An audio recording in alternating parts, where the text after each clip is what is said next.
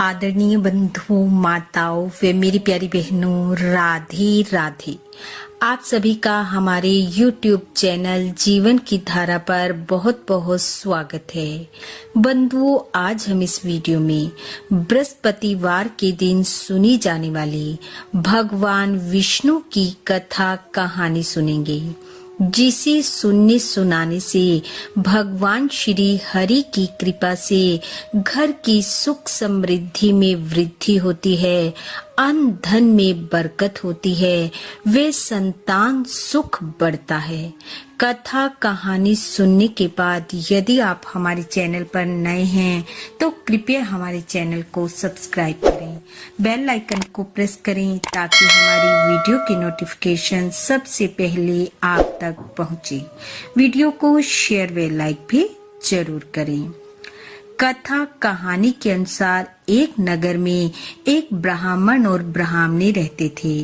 ब्राह्मण भगवान विष्णु का भक्त था। नित्य सुबह जल्दी उठना, पूजा पाठ करना, भगवान विष्णु के मंत्रों का जाप करना, यह उसका नित्य का कर्म था। लेकिन ब्राह्मणी ब्राह्मण से बिल्कुल उल्ट थी। ना वह सुबह जल्दी उठती, ना स्नान करती, ना पूजा पाठ करती और उठते ही भोजन करने बैठ जाती। ब्राह्मण इस बात से दुखी था।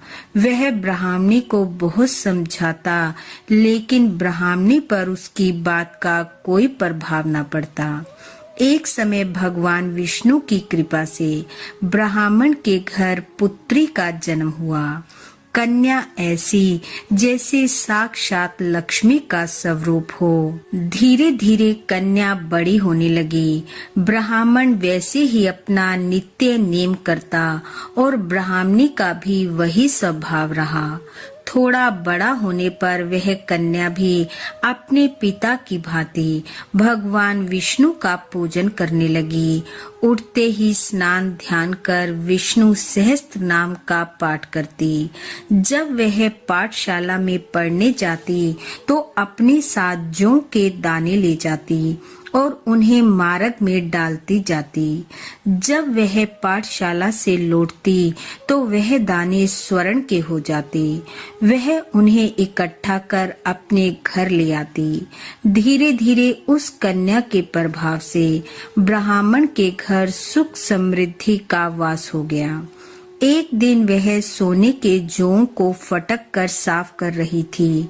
उसके पिता ने कहा, बेटी, सोने के जौ को फटकने के लिए सोने का सूप होना चाहिए। लड़की के मन में ये बात बैठ गई। अगले दिन बृहस्पतिवार था।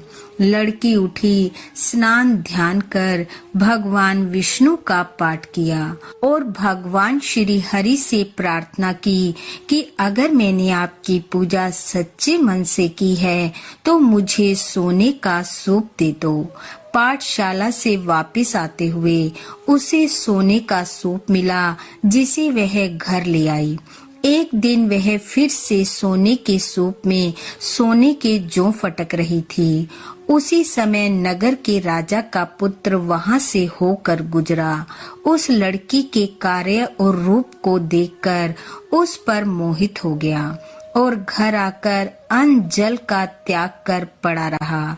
जब राजा को इस बात का पता चला तो वह राजकुमार के पास आया और बोला, बेटा, क्या बात है? किसी ने तुम्हें कुछ कहा है? तुम क्या चाहते हो, बताओ। तुम्हारी नाराजगी का क्या कारण है? राजकुमार बोला, मुझे किसी ने कुछ नहीं कहा। मैं उस कन्या के साथ विवाह करना चाहता हूँ जो सोने के सूप में सोने के जौ साफ कर रही थी। राजा ने कहा, बेटा, इस तरह की कन्या का पता तुम ही बताओ, मैं अवश्य उसके साथ तुम्हारा विवाह कर दूंगा। राजकुमार ने उस लड़की के घर का पता बताया। राजा के मंत्री ब्राह्मण के घर गए और कहा कि राजा अपने राजकुमार का विवाह तुम्हारी पुत्री के साथ करना चाहते हैं। यह सुनकर ब्राह्मण बहुत खुश हुआ और उसने खुशी खुशी अपनी कन्या का विवाह राजकुमार के साथ कर दिया। अब कन्या के घर से विदा होते ही ब्राह्मण के घर में फिर से दरिद्रता का वास हो गया। ब्राह्मण फिर दुखी रहने लगा। एक दिन वह परेशान होकर अपनी बेटी के पास गया और घर का सारा हाल कहा। बेटी ने बहुत सा धन देकर अपने पिता को विदा किया। ब्राह्मण घर आया। कुछ समय सुख पूर्वक बीता, फिर वही हाल हो गया। ब्राह्मण दुखी हो फिर से अपनी बेटी के पास गया। बेटी ने कहा, पिताजी आप माँ को मेरे पास ले आओ, मैं उन्हें गरीबी दूर करने का उपाय बताऊंगी। ब्राह्मण ब्राह्मणी को लेकर बेटी के पास आया। बेटी ने अपनी माँ को समझाया, माँ कल बृहस्पतिवार है, सुबह जल्दी उठना, स्नान कर भगवान विष्णु की पूजा करना, विष्णु सहस्त्र नाम का पाठ करना, कथा कहानी सुनना, भगवान की कृपा से सब ठीक हो जाएगा। पर उसकी माँ ने बेटी की एक भी बात न मानी। सुबह उठते ही अपनी बेटी के बच्चों की जूठन को खा लिया। इस बात पर बेटी को बड़ा क्रोध आया। अगला बृहस्पतिवार आने पर उसने एक रात पहले अपनी माँ को एक कमरे में बंद कर दिया। सुबह उठकर सबसे पहले अपनी माँ को स्नान करवा, भगवान विष्णु की पूजा पाठ करवाई, कथा सुनाई, फिर भोजन करवाया। धीरे धीरे उसकी माँ की बुद्धि ठीक होने लगी। वह ब्राह्मण के साथ अपने घर लौट आई और फिर नियम पूर्वक भगवान विष्णु की पूजा करने लगी, कथा श्रवण करने लगी और भगवान श्री हरि की कृपा से उसके घर भी सुख समृद्धि का वास हुआ। पुत्र रतन की प्राप्ति हुई और वे दोनों इस लोक के सुखों को भोगकर विष्णु लोक को गए। हे भगवान श्री हरि, जैसे आपने ब्राह्मण ब्राह्मणी और उनकी बेटी पर कृपा की, वैसी सब पर करना।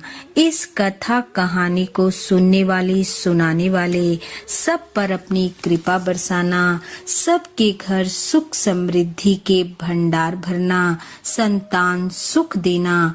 इन्हीं शुभकामनाओं के साथ आप सबका बहुत बहुत धन्यवाद। राधे राधे।